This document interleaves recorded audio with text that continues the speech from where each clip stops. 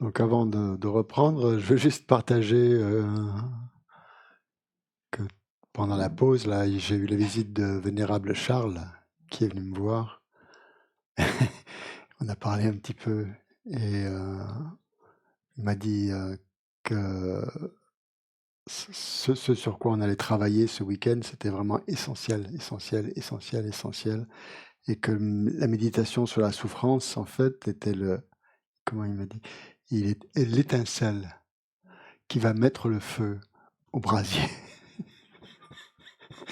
C'est-à-dire que notre avancée, notre propulsion sur la voie va être fulgurante à partir du moment où on a ce déclic, hein, où la souffrance, la nature de la souffrance, du samsara, et nous a touchés au plus profond. Voilà, donc pour lui, il m'a dit que c'était la chose essentielle. Donc, voilà, et je voudrais qu'on lise cette louange à Manjushri là, pour recommencer, là, pour nous donner un peu de la sagesse, pour bien comprendre justement l'enseignement du Bouddha et le mettre en application. Hommage au Lama et au Seigneur Jesun Manjugosha. Votre sagesse est éclatante et pure comme le soleil, dégagé des nuées des deux obscurcissements. Vous percevez toute la réalité exactement telle qu'elle est, et ainsi serrez sur votre cœur le livre de la sagesse transcendante. Vous regardez tous les êtres emprisonnés dans le samsara, ensevelis sous les épaisses ténèbres de l'ignorance et tourmentés par la souffrance, avec l'amour d'une mère pour son unique enfant. Votre parole éveillée, dotée des 60 tons mélodieux, comme le rugissement tonitruant d'un dragon, nous éveille du sommeil des émotions destructrices et brise les chaînes de notre karma. Dissipant la nuit de l'ignorance, vous brandissez l'épée de sagesse pour pourfendre toute notre souffrance. Primordialement pur, vous avez atteint la fin des 10 bhoumis et parachevé toutes les qualités éveillées. Fils aîné des vainqueurs, votre corps est paré de 112 marques de l'éveil. Devant Manjugosha, la voix mélodieuse, je me prosterne épris. Dissipez les ténèbres de mon esprit. Omara Patsanadi, Omara Patsanadi, Omara Patsanadi, Omara Patsanadi, Omara Patsanadi, Omara Patsanadi, Omara Patsanadi.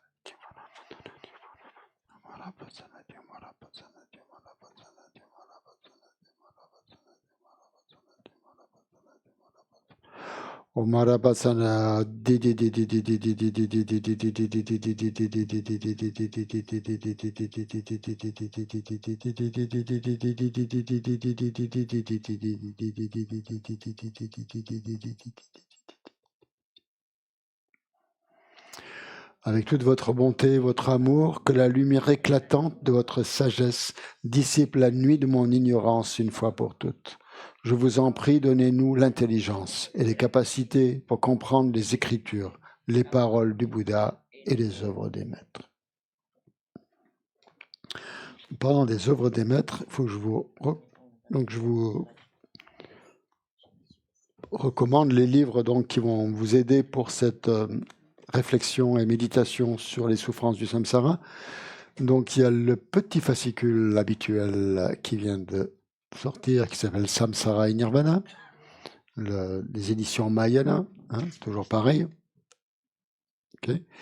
Alors après, ils ont réédité le fameux Lamrim dont je vous avais parlé, celui qui était à spirale, que vous avez peut-être déjà, qui s'appelle La Voie vers l'éveil.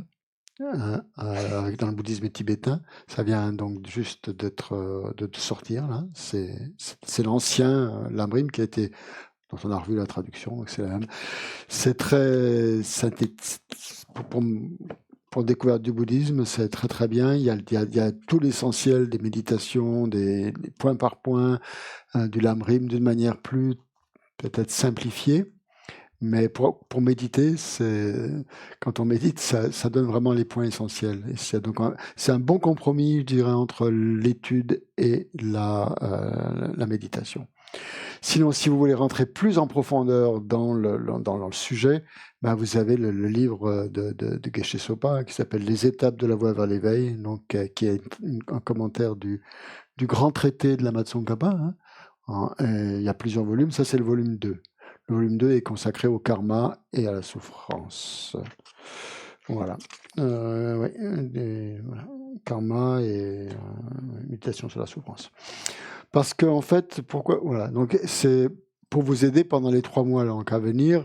Il va vous falloir du support, il va falloir ce qu'on fait là, c'est bien, mais ça suffit pas. Hein. C'est juste pour vous donner un peu l'étincelle, si vous voulez. Mais quand vous allez vouloir méditer, c'est bien de vous appuyer sur la réflexion. La réflexion, elle va venir justement de la lecture et de l'étude de ces ouvrages-là. Hein. Donc, on reprend toujours les 3 principaux. Les trois étapes hein, dans l'intégration des enseignements. Donc, c'est d'abord étudier, lire. Hein. Une fois qu'on a lu, c'est réfléchir. Donc là, on peut approfondir par la lecture, mais il y a le passage obligé quand même de la réflexion. Comment ça s'applique à nous, voilà. Pas simplement écouter ou lire, quoi, et puis vouloir méditer. Il y a quand même des sujets de réflexion à développer. Et après quand on a vraiment compris le sens, à ce moment-là, il faut méditer. Hein. Mais vous ne pouvez pas méditer si vous n'avez pas suffisamment de bagages, en fait. Hein. Si vous n'avez pas suffisamment réfléchi. Hein. Parce qu'il va vous manquer un jalon, il va vous manquer un élément. Donc il vous faut d'abord les textes et vous pouvez comme ça, tous les maîtres font comme ça, ils vont voir dans les textes, ils y retournent pour voir les points qui leur manquent dans leur méditation. Et quand ils ont compris un point, ils vont méditer sur ce point-là. Ils vont pas méditer sur 36, c'est pas la peine. Hein. Méditer sur un point bien précis jusqu'à le ressentir. Et quand on a le ressenti, là on arrête de réfléchir et on se concentre sur ce ressenti. Hein. Je reviens, on en a parlé la dernière fois, mais il faut toujours répéter un petit peu la méthode. La méthode, donc, c'est celle-ci. C'est analyse et méditation en un point. Toujours pareil. Hein. Analyse, méditation en un point. S'il n'y a que de l'analyse, c'est de la réflexion, c'est pas suffisant. Il faut que la méditation nous imprègne un petit peu. Hein. C'est ça qui va faire que les choses vont se transformer un peu. Bon, donc voilà, donc on avait donné la définition du samsara, c'est-à-dire, comme on avait dit, un cycle de naissance contaminé, incessante, une continuité, donc propulsée par l'ignorance qui déclenche donc des perturbations mentales et du karma. Voilà. On dit aussi que c'était la continuité incessante des agrégats contaminés qui sont engendrés par le karma et les perturbations mentales. Donc, on a parlé des agrégats contaminés, hein, en disant que c'était ça, donc, voilà, dont il nous faut prendre conscience de ces agrégats. Donc, ça, c'est la première chose, première définition. Deuxième définition qu'on pourrait voir, c'est maintenant l'autre, le renoncement. Qu'est-ce que c'est que le renoncement? Donc, c'est un terme un peu... On n'a pas trouvé mieux hein, pour traduire. On traduit comme ça, renoncement, nyejung. En tibétain, c'est sortie définitive. Sortie, jung, on sort, n'est pas, définitivement. Donc c'est ça le renoncement. Alors comment on pourrait le déterminer, comment on pourrait le définir, ce renoncement? Pour que vous le compreniez bien. C'est important hein, de bien comprendre ce que c'est que le renoncement.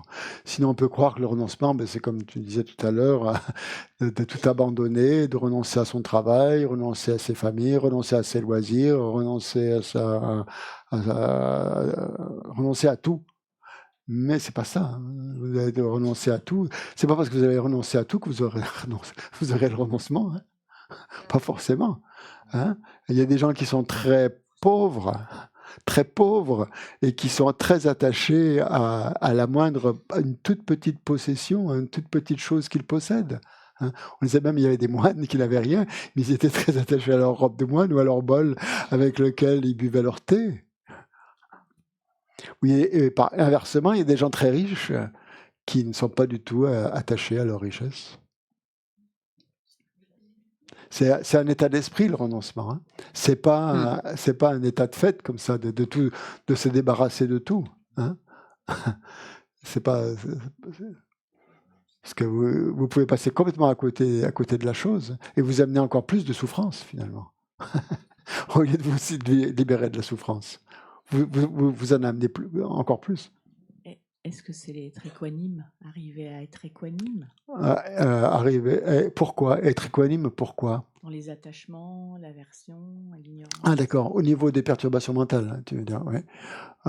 C'est déjà un bon pas, hein, évidemment, dans cette, avant de pouvoir éliminer les perturbations mentales, développer cette équanimité, une égalisation de l'esprit, bien sûr, c'est bien de moins réagir aux souffrances, moins réagir au petit bonheur, au plaisir que l'on rencontre, voilà, en faisant la part des choses. C'est évidemment très aidant, oui, très aidant. Mais c'est pas le renoncement. C'est pas la définition, disons, du renoncement. Voilà. Après, ça veut bien dire, ça aide bien sûr à développer le renoncement.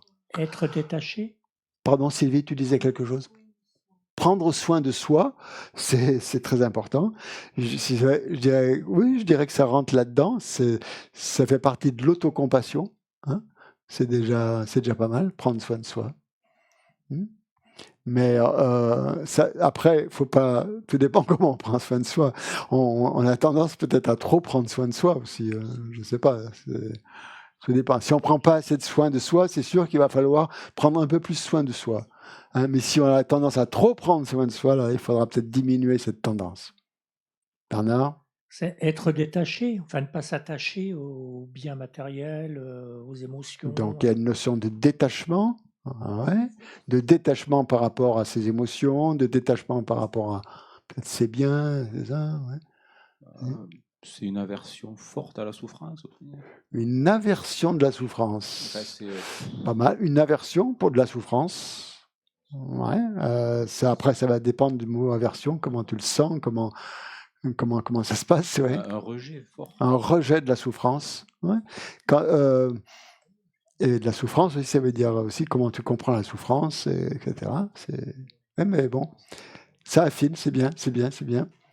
Rejet, il y a rejet, répulsion, aversion de la souffrance par rapport à la souffrance, le renoncement. Effectivement, le renoncement met l'accent sur la souffrance. Tout à fait. Tout à fait. J'ai envie de dire, c'est renoncer à son petit moi. Enfin, je veux dire, renoncer à quelque chose. L'auto-chérissement, oui. À ça, quelque part. Parfois, on se sent. On pourrait se sentir. Au centre de notre petit univers, j'ai envie de dire. Quelque chose, c'est renoncer peut-être. Il y a quelque chose de ça, quoi, au petit moi qui veut. Je sais pas. Ouais. Là encore, je vais dire qu'on n'en est pas tout à fait là. Là, c'est déjà développer de l'altruisme. La motivation d'un pratiquant intermédiaire, il veut se libérer. Hein, il veut se libérer seul déjà. Hein. Donc, bien sûr, il va avoir peut-être les défauts du moi, bien sûr, ça va tourner là-dessus, mais il va pas forcément développer trop d'altruisme. Mais en tout cas, oui, c'est ce que vous avez dit, c'est très bien. C'est ça, c'est renoncer déjà à son moi, mais il faut déjà avoir bien cerné ce moi. Hein. Ça fait partie du chemin aussi, de bien cerner ce moi. Ouais. Peut-être que c'est persuadé que dans le samsara, nulle part je serai à l'abri de la souffrance. Ouais. Ça m'était insupportable et je veux absolument sortir du samsara. Je veux plus rester. Ah, voilà. Là, on est déjà plus dans l'idée du renoncement. Ouais. Très bien, très bien. Que la souffrance est partout dans le samsara et qu'on ne sera jamais à l'abri de la souffrance tant qu'on sera dans le samsara. Ça, c'est ça le renoncement. Ouais. Je vais juste dire. Pardon? Pas une minute à perdre. Il n'y a pas une minute à perdre. Mais tu veux dire quelque chose? Oui, je voulais le formuler comme ça, moi, mais je ne sais pas si c'est bien. Le renoncement à ce qui nous fait souffrir. Oui, c'est ça, bien sûr. C'est le renoncement à la souffrance. Nous, on a tendance, avec notre perception un peu judéo-chrétienne, à penser que c'est le renoncement au plaisir. Non. C'est le renoncement à l'attachement au plaisir, si vous voulez. Mais c'est le renoncement. Parce qu'il y a la souffrance derrière. Donc, c'est renoncer à la souffrance que va créer certaines formes de plaisir. Mais bon, c'est pas tout à fait encore la définition. Ouais. Est-ce que le renoncement, Oui, vas-y, sur Zoom, oui. est-ce que le renoncement n'est pas la réalisation des 4 vérités? Si. Par rapport à la souffrance, oui, tout à fait. Oui. On peut dire ça, oui, bien sûr. La réflexion sur les 4 nobles vérités va nous amener, bien sûr, à développer le renoncement. Mais ça va plus loin encore, quand même, les 4 nobles vérités, puisque ça va éliminer nos agrégats contaminés aussi. Donc, la cessation de la souffrance va nous amener à la libération. Donc, il y a encore plus que ça, effectivement. Mais bien sûr, ça rentre là-dedans, tout à fait, les 4 nobles vérités. Ouais, Dominique, vas-y, micro si possible, si tu veux parler pendant longtemps. Pendant...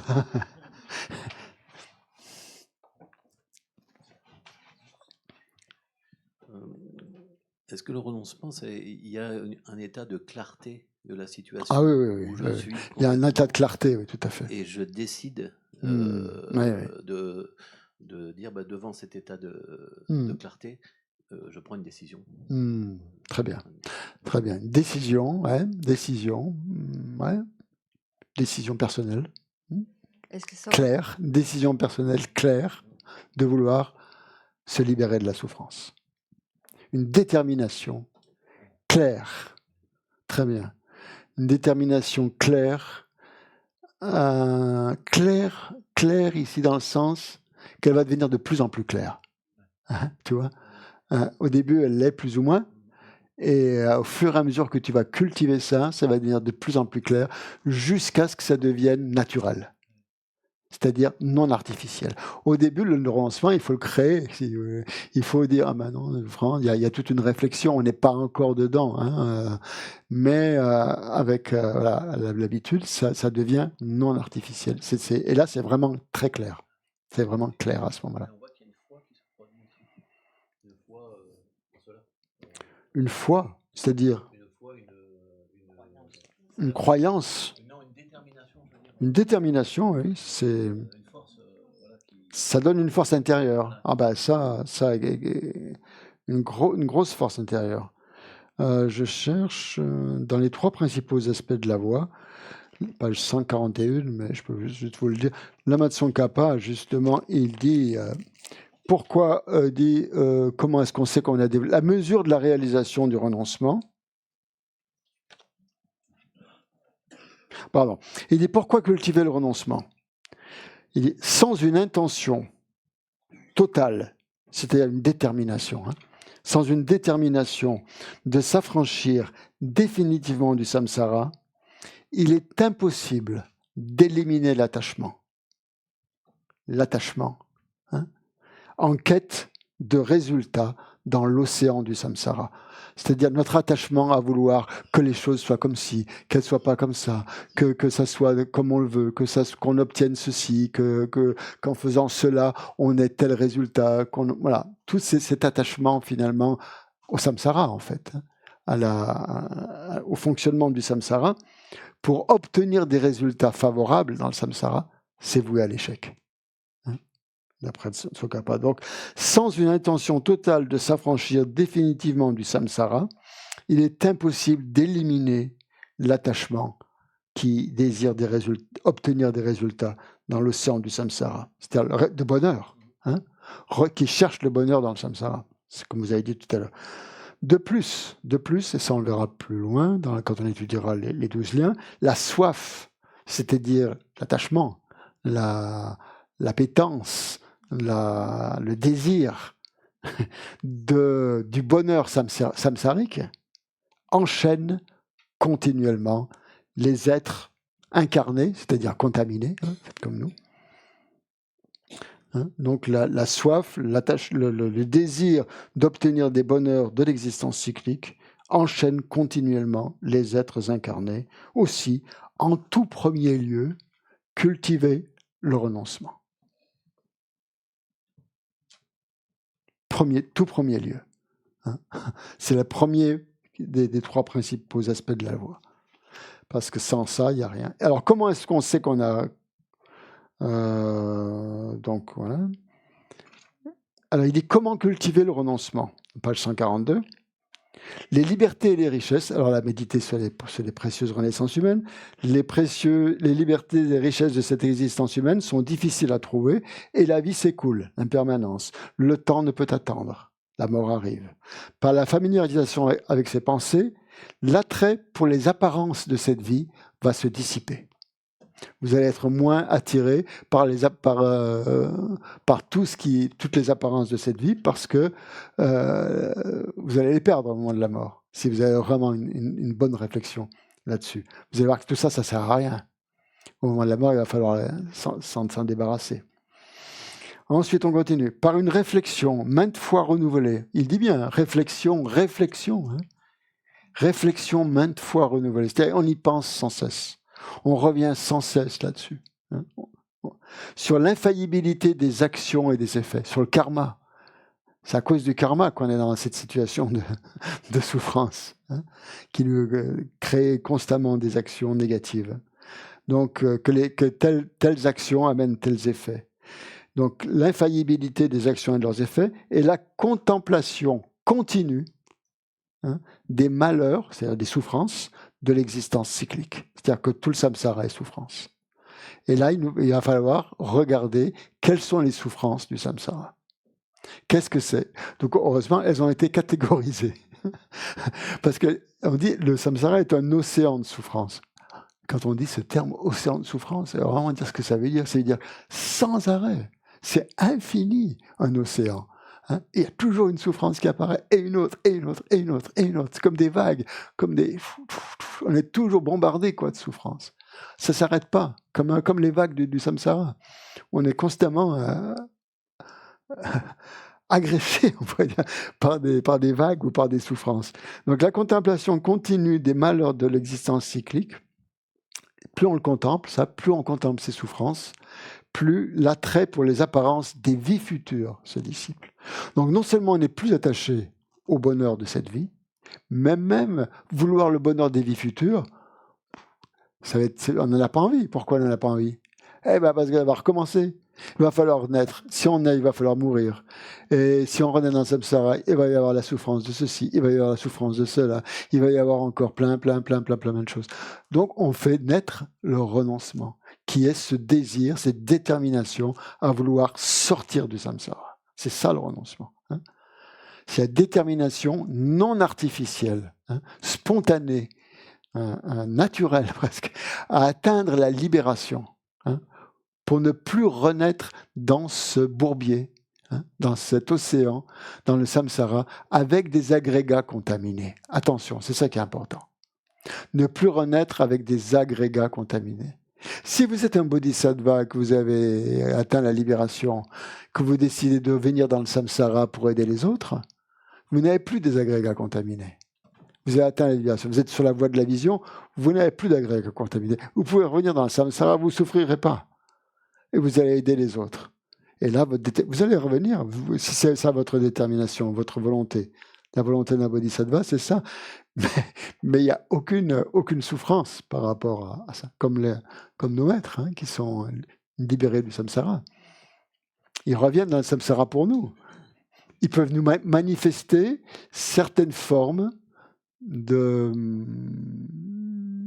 ce qu'on pourrait nous penser comme être des souffrances, avoir mal aux dents, je ne sais pas moi, quelque chose comme ça, ou avoir des difficultés, mais est-ce qu'ils les vivent comme des souffrances? Tout est là en fait. Nous, ça nous apparaît comme des souffrances parce que nous les vivons comme des souffrances. Et la libération, c'est ça, c'est-à-dire que les choses continuent à apparaître, ils continuent à rencontrer des situations, tout ça, mais on ne les vit plus comme étant des souffrances, parce qu'il n'y a plus d'agrégats contaminés qui les vivent. Les agrégats, ce n'est pas que physique, hein, on l'a bien vu, les agrégats, c'est mental aussi, il y en a 4.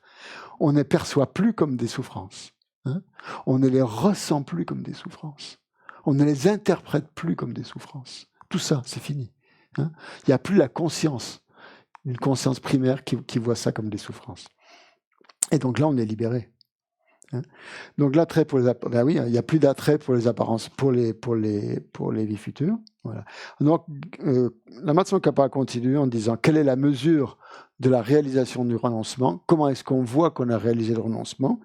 Eh bien, lorsque grâce à ces pratiques, ne survient même plus, même l'espace d'une seconde, le moindre attrait pour les merveilles de l'existence, les merveilles entre guillemets, ce qu'on prend pour des merveilles de l'existence cyclique, il n'y a plus le moindre attrait. Et que l'aspiration à la libération s'élève de jour comme de nuit, sans arrêt, on a l'aspiration à se libérer, alors la pensée du renoncement a été engendrée. Page, si vous voulez le relire, c'est page 141, 142. C'est de quoi justement nous donner un peu l'élan pour méditer sur le renoncement. Donc je vous redis un petit peu donc, cette définition du renoncement. C'est la détermination, la décision totale, comme tu disais. Ouais. On a dit non artificielle ou très claire, comme tu disais aussi, d'atteindre la libération, de vouloir se libérer du samsara, pour ne plus renaître dans le samsara avec des agrégats contaminés, source de souffrance. Donc le samsara, c'est se libérer de la souffrance. C'est la détermination à se libérer de la souffrance, à ne plus souffrir. C'est être libre de la souffrance. Donc vous voyez que le mot de renoncement, c'est pas renoncer à ce qui nous fait à des plaisirs, c'est se renoncer à ce qui nous fait souffrir. Si le plaisir ne vous fait pas souffrir, pourquoi y renoncer? Mais bon, c'est prudent là. Jusqu'où on peut aller. On verra ça plus tard. Ça me fait penser à renoncer aux illusions, en fait. Dans Matrix, pour ceux qui sont un peu cinéphiles, il y a une scène comme ça où il y a un des individus qui était presque sorti, en fait, qui dit « Ah non, mais moi, je veux encore du steak haché, je veux encore des femmes. » Et donc, il y revient, quoi. Et c'était finalement, il sait que c'est des illusions, mais il n'arrive pas à y renoncer parce qu'il y a un truc qui ne s'est pas passé. Oui, tout à fait. On sait que c'est des illusions, c'est déjà une bonne chose. Mais ça ne suffit pas. Ça suffit pas. Il faut vraiment avoir cette détermination. Et cette détermination, d'où elle va venir? De la contemplation, comme dit Jerry Rinpoche, de la contemplation des souffrances du samsara. C'est pas drôle, hein? C'est pas agréable, c'est un peu, on va se dire, mais alors on n'a pas envie, on a envie de méditer sur l'amour, la compassion, la bodhicitta, l'équanimité, c'est déjà plus facile, mais méditer sur les souffrances, non. Pourtant, passage obligé, on ne pourra jamais devenir un bodhisattva si on n'a pas médité sur les souffrances, impossible. C'est ce qui fait dire donc à Charles que c'est l'étincelle qui va mettre le feu au brasier. Donc je disais, j'ai changé un peu de sujet, que les souffrances, heureusement, donc toutes ces souffrances ont été catégorisées par le Bouddha. Donc on ne peut pas méditer sur toutes les souffrances, on va méditer sur les catégories de souffrances. Et en méditant sur les catégories de souffrances, on va pouvoir voir l'ensemble un peu de la souffrance. Donc il a parlé soit 8 types de souffrance, soit 6 types de souffrance, soit 3 types de souffrance. Ce sont des types, ça ne veut pas dire qu'il n'y a que 3 souffrances, ou que 6 souffrances, ou que 8 souffrances, mais ce sont des types de souffrances. Donc on va en parler de ça. Et voilà la question. Qu'est-ce que la souffrance? Voilà la question importante. Qu'est-ce que la souffrance? Puisqu'on va parler de la vérité de la souffrance. La vérité de la souffrance. C'est la première des 4 nobles vérités que le Bouddha a enseignées. Il faut en parler de ça, quand même. Vérité de la... Donc, regardez comment c'est fait, ces 4 nobles vérités. Première vérité, vérité de la souffrance. Deuxième vérité, vérité de l'origine de la souffrance. Troisième vérité, vérité de la cessation de la souffrance. Quatrième vérité, vérité de la voie qui mène à la cessation de la souffrance. Vous voyez que l'ordre n'est pas logique. D'abord, on a l'effet avant la cause. D'habitude, quand le Bouddha enseigne, il enseigne d'abord la cause et après il a l'effet. En général, les enseignements, c'est ça. Telle cause amène tel effet. Et dans les deux cas, les 80 vérités, c'est divisé en deux. Il y a le côté perturbé, et le côté libéré, hein, si vous voulez. Le côté affligé par la souffrance, et le côté libre de cette affliction de la souffrance. Hein. Donc, et dans les deux cas, c'est le même processus. Hein. D'abord le résultat, et après la cause. Hein. Souffrance d'abord. La souffrance est un résultat. On est bien d'accord. C'est un résultat, la souffrance. La cause, c'est ce qui amène la souffrance. Pareil pour le côté libéré. Hein. La cessation, c'est un résultat. Et la voie, c'est la cause. Donc le Bouddha a présenté, dans les 4 nobles vérités, il a inversé le processus. Il a d'abord présenté l'effet avant la cause. Pourquoi ? Pour les identifier, oui. Oui, mais plus pour les identifier en tant que pratiquants. Hein. C'est ça. C'est-à-dire pour les mettre en pratique. Hein. C'est plus pour les identifier, pas simplement de manière intellectuelle, tout ça, mais selon la perspective d'un pratiquant ou de quelqu'un qui a... Voilà, ce sont des méditations qu'on va faire. Hein. Donc, c'est quelqu'un qui va méditer là-dessus. Et la première chose à faire, c'est une prise de conscience. Une prise de conscience de notre état de souffrance. Si vous souffrez, si vous êtes malade, eh ben, c'est la première chose qui vous apparaît. Vous êtes mal. Vous souffrez. Vous avez une manifestation, un symptôme qui est là. C'est la première chose que vous voyez. Vous voyez d'abord le symptôme. Vous ne voyez pas la cause. Vous voyez le symptôme. Vous ne voyez pas ce qui a déclenché cette souffrance, ce mal-être, cette maladie. Vous voyez la maladie, vous voyez que vous êtes malade. Donc c'est la première chose à constater. Et prendre conscience, identifier cette maladie, la reconnaître, hein, sans l'avoir sous tous ses aspects. Et après, quand on est vraiment... Quand on est persuadé d'avoir une maladie, qu'est-ce qu'on fait ? On va voir un médecin. Le médecin, il va vous dire, maintenant on va sur Internet, on va plus voir un médecin. On regarde, quelle est la cause de cette maladie ? D'où ça vient ? Alors là, vous avez plein de trucs qui vont vous dire ceci, cela, et qui vont vous donner des causes, qui vont vous donner les raisons pour lesquelles vous avez cette maladie. Alors après, vous y croyez pas. Mais pour être sûr, vous allez quand même aller voir un médecin qui, lui, il a l'expérience. C'est le Bhatsa, c'est le Bouddha. Et il va vous dire quelle est la cause de cette maladie. Il va vous dire, voilà, c'est à cause de ça, c'est à cause de la perturbation mentale, c'est à cause du karma, c'est à cause de ceci. Donc, si tu veux éliminer la souffrance, il faut éliminer les causes. Mais d'abord, dans un premier temps, c'est constater la souffrance. Hein. C'est ça qu'il faut reconnaître. Et elle le dit très bien dans un texte. D'abord, reconnaître la souffrance et ensuite éliminer ses causes. Et c'est le chemin, c'est la progression, donc dans les 4 nobles vérités. Et pareil pour le côté libération. Qu'est-ce qu'on veut atteindre ? On veut atteindre un état où il n'y a plus de souffrance, c'est-à-dire retrouver la santé. On ne veut plus être malade.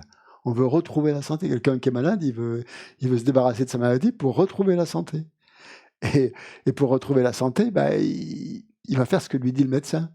Il va prendre les médicaments ou la pathologie ou le traitement, en fait, suivre le traitement que lui indique le médecin. Et là, ça c'est la vérité de la voie. À partir du moment où vous avez décidé de guérir de votre maladie, si vous ne voulez pas guérir, vous ne guérissez pas. Hein. Mais si vous avez décidé de guérir, eh bien, vous allez connaître, et quand vous connaissez bien les causes, eh bien, vous allez voir le médecin pour qu'il vous donne le traitement approprié pour éliminer ces causes.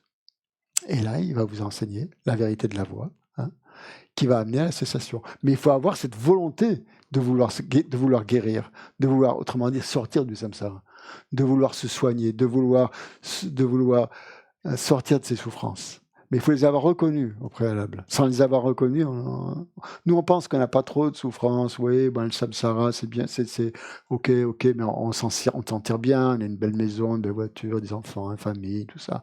C'est chouette, quoi. C'est bien. Par rapport à d'autres pays où ils sont sous les bombes, où ils sont même plus de maison, ils n'ont plus rien. Ah ben, si on se dit ça, oui, d'accord, mais donc on va dire, ben non, nous on ne souffre pas finalement. Oh, moi je ne souffre pas, par rapport à ces gens, il n'y a pas de souffrance, ça n'existe pas. Donc, c'est pas ça que le Bouddha a voulu nous dire quand il a parlé de la souffrance. Vous comprenez? C'est trop facile de dire, ben non, moi je ne souffre pas parce que j'arrive à m'accommoder de toutes sortes de choses, je suis bien né, dans une bonne famille, j'ai un bon métier, j'ai fait des études, tout va bien pour moi. Là, vous n'allez pas développer le renoncement. Hein. Ça ne va pas vous amener au renoncement. Au contraire, ça va vous amener à cette espèce d'autosatisfaction de ce que vous avez. Mais ça, c'est dans un premier temps, quand on prend conscience des libertés, des richesses. Tout, hein. Mais OK, ça, on passe à une autre étape. Maintenant, on passe à autre chose. Hein. On n'est plus là-dedans. Donc, c'est cette idée de vouloir se libérer de la souffrance, de chercher donc un remède, et d'appliquer ce remède. Parce que vous pouvez aller voir un médecin, puis il vous donne un traitement. Oh bah non, putain, ce qu'il m'a donné, ah non, je ne veux pas le suivre. Hein. Je ne veux pas le suivre. Non, ça fait trop mal. Ça fait trop mal, ça fait mal. Hein. Et ma mère, elle est comme ça en ce moment. Elle a un problème à une jambe. Et tous les jours, il y a une infirmière qui vient gratter sa jambe. Des souffrances. Et elle doit aller voir un médecin, un spécialiste, pour justement, l'infirmière lui dit qu'il faut aller voir un spécialiste pour qu'il trouve exactement le symptôme, ce qu'il faut appliquer exactement comme truc, parce qu'enlever le truc, elle ne veut pas y aller. Elle ne veut pas y aller. Elle ne veut pas aller voir ce spécialiste. Voilà, c'est comme ça. Vous lui dire non, il faut y aller. Non, il ne faut pas y aller. J'en ai marre, j'arrête. C'est fini maintenant, j'arrête. 95 ans, c'est bon. J'arrête. Et voilà.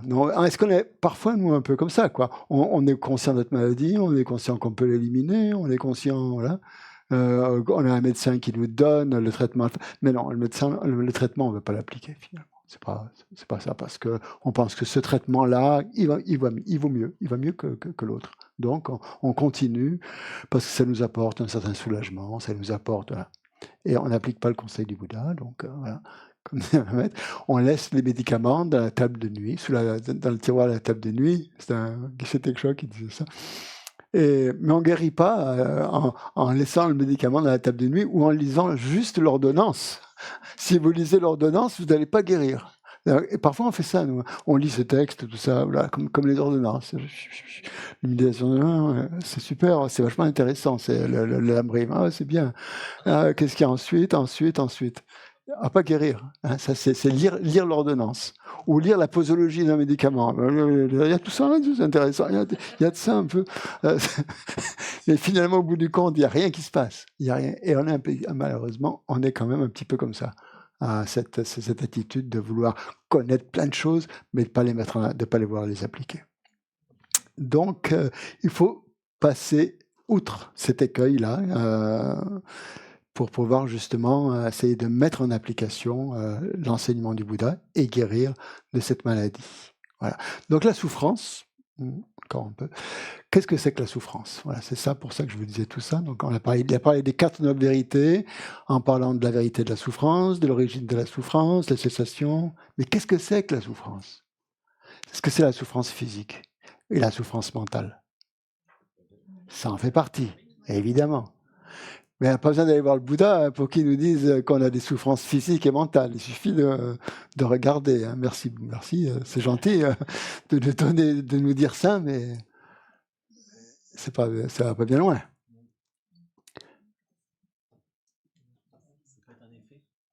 Un effet, oui. Donc souffrance, ça, c'est comme renoncement. C'est un mot qui n'est pas forcément bien approprié dans notre vocabulaire à nous. C'est pour ça que certains ont décidé, certains traducteurs ont décidé de ne pas traduire le mot. C'est pratique. Moi, je fais ça aussi. Je traduis de moins en moins. Je laisse tout en sanskrit. Ça oblige les gens à aller voir les définitions. Donc, le mot pour souffrance, c'est dukkha. Dukkha. Et vous allez voir dans les textes maintenant, on parle de dukkha. Hein, le dukkha ou la dukkha, je ne sais pas, il n'y a pas de féminin. Dukkha, D-U-K-H-A. Sanskrit. Non, sanskrit. Dukkha. Et donc, donc ce mot dukkha couvre un champ sémantique beaucoup plus important que le mot souffrance. Ça implique dedans toute forme d'insatisfaction avec ce qu'on rencontre, avec la vie. Hein. Et en fait, c'est plus la nature de la souffrance en fait, que la souffrance elle-même. C'est-à-dire, en fait, c'est pas la souffrance, mais c'est plus notre capacité à souffrir, ou notre vulnérabilité à souffrir. C'est pour ça que dans un des enseignements, que je suis de temps en temps d'un occidental québécois, il appelle ça la souffrabilité. C'est pas vraiment un bon mot, mais c'est ça, c'est la capacité à souffrir. Et c'est ça qui est le mot souffrance. C'est cette probabilité, cette souffrabilité. C'est un mot plus juste, effectivement, beaucoup plus juste que souffrance. Parce que dans l'explication de la souffrance, comme on va le voir, pour nous, la souffrance, c'est une sensation, en général. Hein, une douleur. On a une douleur, on souffre. Ça, c'est normal. On ne peut pas éviter ça. Vous avez une douleur, la souffrance et la douleur, c'est pas la même chose quand même. Hein. On peut avoir une douleur, mais ne pas en faire tout un plat, si je peux dire, sans que ça devienne une énorme souffrance. La souffrance, c'est tout ce qu'on met en plus de la douleur, ouais, où on a un problème, une difficulté, quoi. Bah, vous vous blessez, vous coupez le doigt, vous avez une douleur, hein, ça va faire mal. On vous annonce une mauvaise nouvelle, pardon, vous allez avoir une douleur, c'est pas agréable, quoi. Hein. Mais c'est pas obligé que ça se transforme en souffrance. Hein, ouais. C'est après tout ce qui va se mettre dessus qui va faire que ça va se transformer en souffrance. Hein. Dans le sens du Bouddha. Hein. Donc, il y a la souffrance immédiate qu'une coupure, qu'une difficulté produit, mais après, on met beaucoup plus de choses dessus hein, que cette simple souffrance. On met énormément de choses. Et on peut ne pas s'en sortir de cette souffrance-là. Tourner en rond là-dedans et l'analyser tous les jours, ça devient une espèce de fixation mentale. Quoi, hein. C'est ça, une espèce de fixation qui est là et qui... la chose elle-même, elle est parfois très minime, mais ce que ça devient, c'est énorme. C'est énorme. Et là, il y a vraiment une grosse souffrance. Hein. Souffrance mentale qui est en place, quoi. Qui est créée, qui est fabriquée. Donc c'est une souffrance qui est complètement fabriquée, qui est complètement artificielle, qui est créée, qui n'est pas bien fondée, en quelque sorte. Qui est mal fondée, qui n'a pas de bon fondement. Hein. Et donc ça, c'est un type hein, de souffrance aussi, qui fait partie de cette nobilité. Donc il y a la sensation, effectivement, il y a la sensation de souffrance qui est provoquée par toutes sortes de choses, qui est une sensation. Donc c'est le deuxième agrégat, ça. Hein, ouais, donc ça rentre, la souffrance rentre dans les agrégats, hein, cette sensation de souffrance. Ça fait partie du deuxième agrégat. Et puis après, troisième agrégat, comment on la discrimine, comment on l'aperçoit, tout ce qu'on en fait, etc. Et tout ce qui vient avec, quoi. Ça amène de la colère, ça amène de la jalousie, ça amène de l'attachement, ou du non-attachement, enfin, ça amène plein de choses, des facteurs perturbateurs. Donc avec la souffrance, qu'est-ce qui vient avec ? C'est tout un cortège d'esprit, de conscience, de pensée, d'événements mentaux qui alimentent en fait. Hein, c'est ça, qui alimente en fait cette souffrance. Et ça, c'est important de le voir. Hein. En général, quand il y a une sensation de souffrance, il y a souvent de la colère qui vient. On n'a pas envie de rester au lit toute la journée parce qu'on est malade. Hein, on déprime, on n'en est pas bien. Quand on a une souffrance, une espèce de maladie, on a envie de s'en sortir. Et puis notre esprit s'affaiblit, il devient un peu énervé. Voilà, tout le truc, quoi, tout ce qui va avec. Quoi. Voilà, donc ça rentre un petit peu dans les agrégats contaminés. Ouais. Il y a la sensation, oui, il y a les sensations désagréables, mais en plus, comme ces agrégats sont contaminés, ils sont contaminés parce qu'il y a un moi, hein, forcément. Il y a un attachement au jeu, comme on disait tout à l'heure, qui fait que, ah ben non, moi je veux pas souffrir. C'est qui est-ce qui souffre? C'est le jeu, quoi, qui est là. Cet attachement au jeu qui est responsable, en fait, un petit peu de tout ça. Donc, sensation de souffrance. Mais le Bouddha va aller beaucoup plus loin que ça. Il va nous montrer même des aspects de la souffrance qui ne sont pas visibles à l'œil nu. Visibles. La sensation, elle est visible. Les animaux, tout le monde, voilà, il n'y a pas besoin d'être très intelligent pour faire... voilà, tout le monde le voit. Mais il va nous montrer un deuxième type de souffrance qu'on appelle la souffrance du changement. Cette première souffrance, c'est ce qu'on appelle la souffrance de la souffrance, c'est la souffrance de souffrir, tout simplement. Mais il y a une souffrance beaucoup plus subtile qui s'appelle la souffrance du changement. C'est une phase de transition qui provoque un bonheur contaminé. Il n'est pas pur, parce que il est contaminé, parce que ce bonheur va se transformer en souffrance. L'exemple le plus classique, c'est-à-dire, vous marchez, vous vous promenez dans la campagne, c'est bien, vous faites une belle balade, et puis vous marchez une belle randonnée, tout ça. Vous marchez pendant des heures, c'est super, vous avez bien travaillé toute la semaine, ça vous fait du bien, vous prenez l'air, tout ça. Oh, sensation de plaisir, c'est hyper agréable. Vous continuez à marcher, au bout d'un moment, vous êtes fatigué quand même. Et vous allez avoir envie de vous arrêter parce que vous êtes fatigué, c'est normal, et vous allez vouloir vous reposer. Il y a une période de transition entre le fait de marcher et les premiers instants où l'on est assis, ça peut durer assez longtemps, où il y a une période où on ressent un certain bonheur, un certain plaisir, un certain soulagement, hein, un soulagement de la souffrance grossière qu'on était en train de vivre parce qu'on marchait trop, parce qu'on était fatigué d'avoir marché, et donc il y a un soulagement de cette souffrance grossière qui est on peut l'appeler ça un bonheur, voilà, mais qui pour le Bouddha est une souffrance parce que ce bonheur, sa nature, c'est pas du bonheur, sa nature c'est de la souffrance. Pourquoi?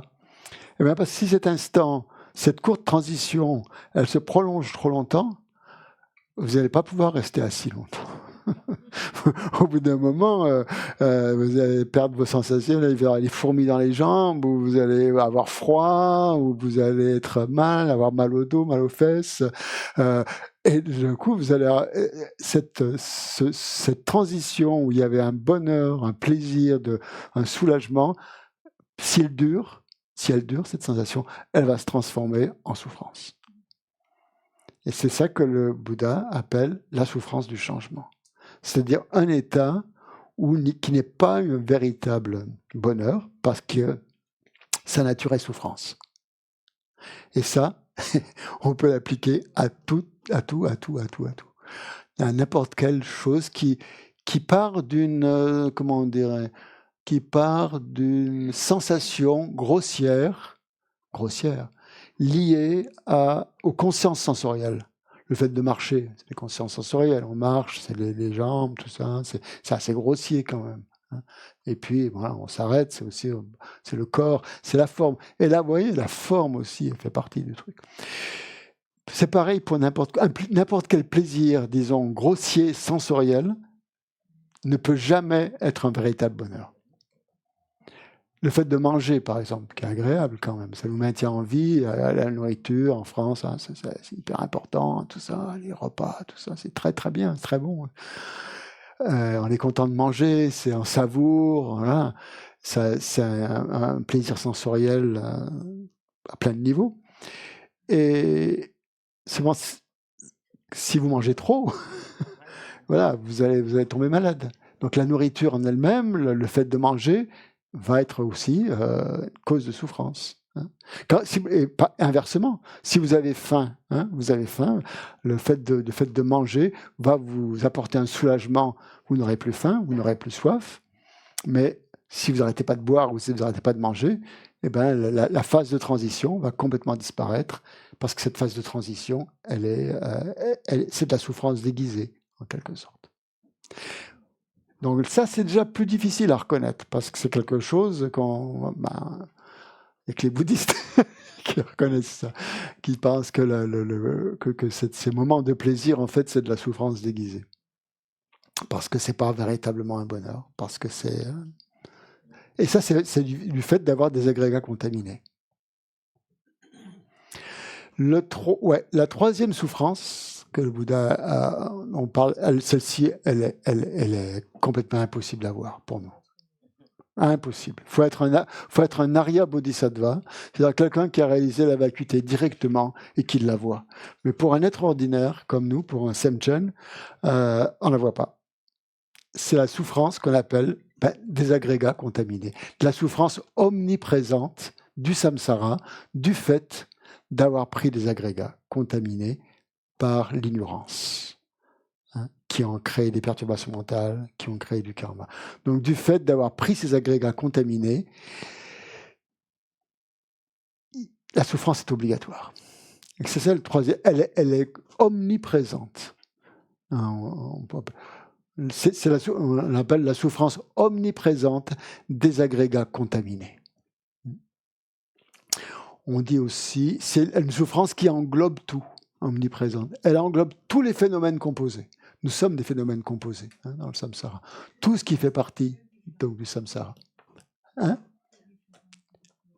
Le changement, c'est quand même plus grossier. On peut le percevoir, la souffrance du changement. La souffrance omniprésente, on ne l'aperçoit pas. C'est la souffrance qui peut se manifester à n'importe quel moment. Et qui se manifeste à n'importe quel moment.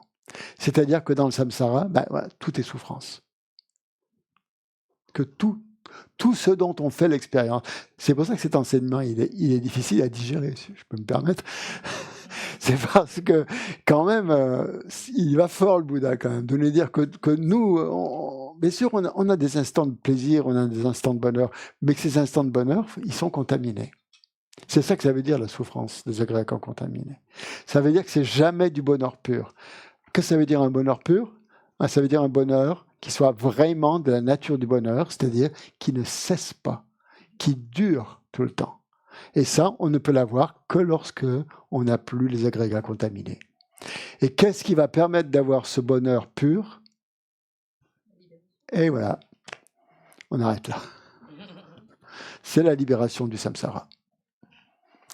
C'est-à-dire la cessation, c'est-à-dire la non-contamination. On n'est plus contaminé. Donc, tout est plaisir, tout est bonheur, plus de souffrance. Puis vous allez me dire, mais c'est complètement fou cette histoire, c'est complètement utopique. Comment est-ce qu'on peut sortir de la souffrance ? Pour nous, un de nos problèmes, c'est ça, c'est celui-là. C'est cet obstacle fondamental de nous dire, mais non, c'est pas possible. On est tellement habitué finalement à souffrir, quoi, quelque part, alors, même sans l'être vraiment, mais on me dit, mais c'est impossible.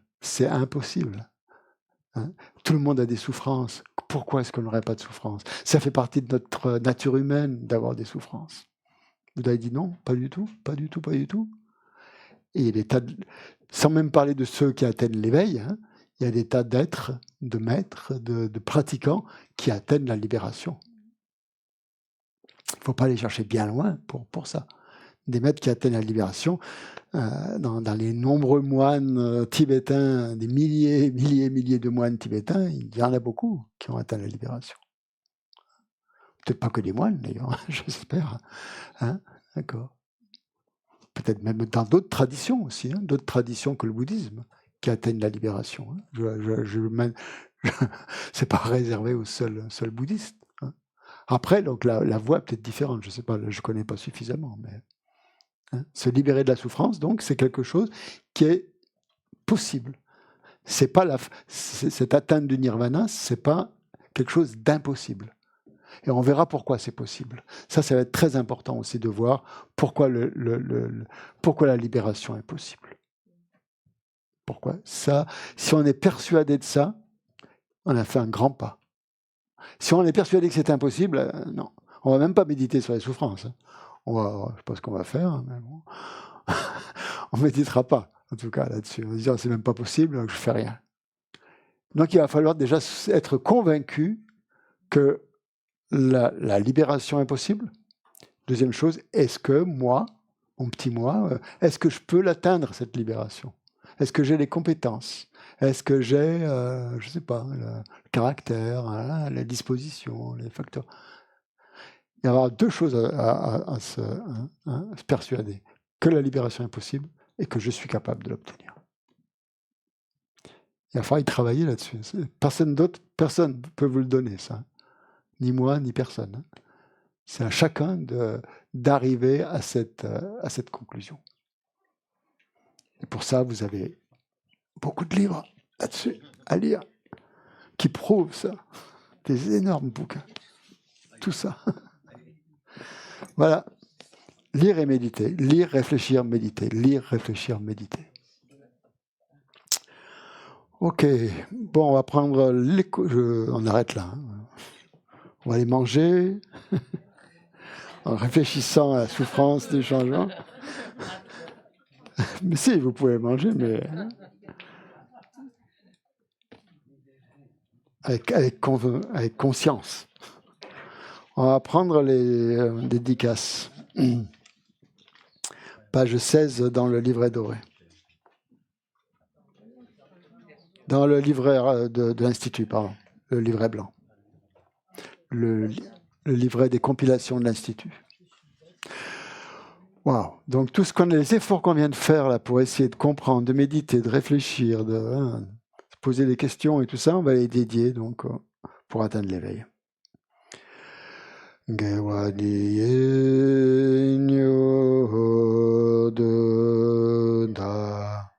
Lama Sangye Dronyone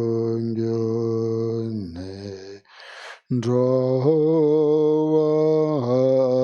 Chikyang Malpa Deyesa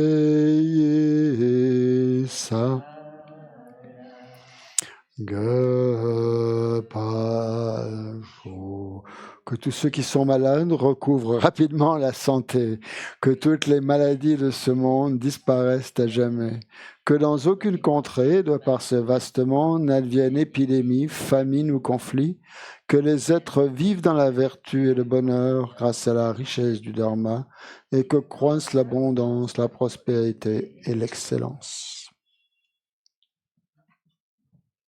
Et voilà. On va dédier le repas quand même, qu'on va prendre ensemble. Page 207 dans le livre doré, ça cette fois.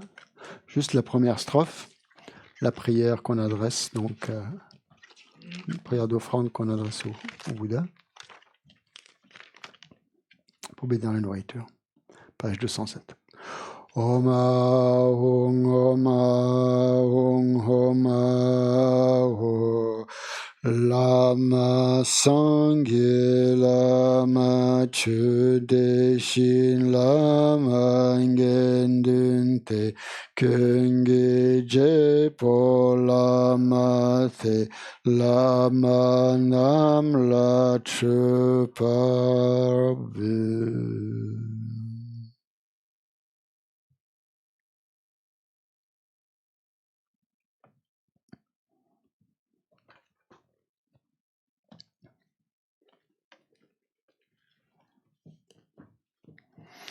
Voilà, donc c'est à quelle heure la méditation, les discussions, pardon 14h30. Donc c'est très simple, voilà, je vous dis 14h30, vous vous retrouvez soit sur Zoom, soit dans la salle, vous vous mettez par groupe de 5, pas plus, petit groupe de 5, vous pouvez aller dans différents endroits. La question, la discussion est très simple. Deux choses. Première, discuter entre vous. Enfin, c'est pas vraiment une discussion, c'est plus, je pense, une période d'écoute profonde. je préfère. C'est-à-dire que ne dialoguez pas forcément entre vous. Laissez chacun s'exprimer. Donc la personne chacun prend la parole. On n'est pas obligé, hein, on peut sauter son tour. Disons que vous êtes dans un groupe de 5, une personne a envie de parler, elle parle, on l'écoute. Elle parle le temps qu'elle veut, on l'écoute, sans interrompre. Okay. Ensuite, dans le sens des aiguilles du montre, la personne qui est à côté prend la parole, elle parle. Okay. Mais n'entrez pas dans un dialogue où vous interrompez l'autre, où vous lui donnez des leçons, ou je ne sais pas quoi, mais vous laissez-la parler, et comme ça évoque des choses, vous allez rebondir sur ce que la personne a dit, peut-être, ça va évoquer des choses, mais vous parlez. Et après, quand vous avez fini, la personne suit. Comme ça. Vous n'êtes pas obligé de dire la même chose, ou de parler exactement la même chose, vous dites ce que vous ressentez. Donc les deux choses sur lesquelles vous allez discuter, c'est la première chose, c'est pendant le mois, les 3 semaines que vous avez eues, comment s'est passée l'intégration de la pratique spirituelle? Qu'est-ce que les difficultés que vous avez rencontrées? Ou qu'est-ce qui était facile? Qu'est-ce qui l'était, voilà. Qu'est-ce qui n'était pas? Ou qu'est-ce qui vient naturellement? Qu'est-ce qui pose problème? Parlez de ça ouvertement. Et la deuxième chose, si vous avez du temps, ça c'est le plus important, hein, si vous reste du temps, hein, parlez aussi de ce que vous retirez, ça on le fera plus demain, hein, de ce que vous retirez déjà de ces premiers balbutiements, disons, sur la vérité de la souffrance. Ce que ça évoque pour vous, ce que ça déclenche, ce que vous ressentez. Voilà. Mais surtout sur les pratiques d'abord, hein, par rapport à ce qu'on a dit la semaine dernière, et en deuxième sur la souffrance. Voilà. Et on se retrouve donc à quelle heure? Non, 14h30, c'est les discussions. 15h30, merci. Pour la suite, 15h30.